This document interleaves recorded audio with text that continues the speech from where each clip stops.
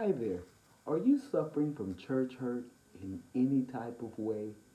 Well, we have a solution for you, a pathway for healing.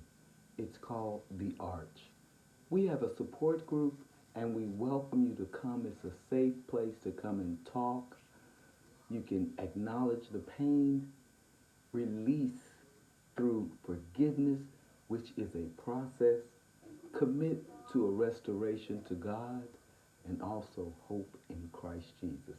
Come, follow the process with us. It's an 8-step journey, and we peel off the layers of hurt and pain. Stay tuned to the video and watch the explanation. Drop comments below if you have church pain. We'd like to talk to you. Let's pray. Goodbye for now and peace. There is healing for your pain.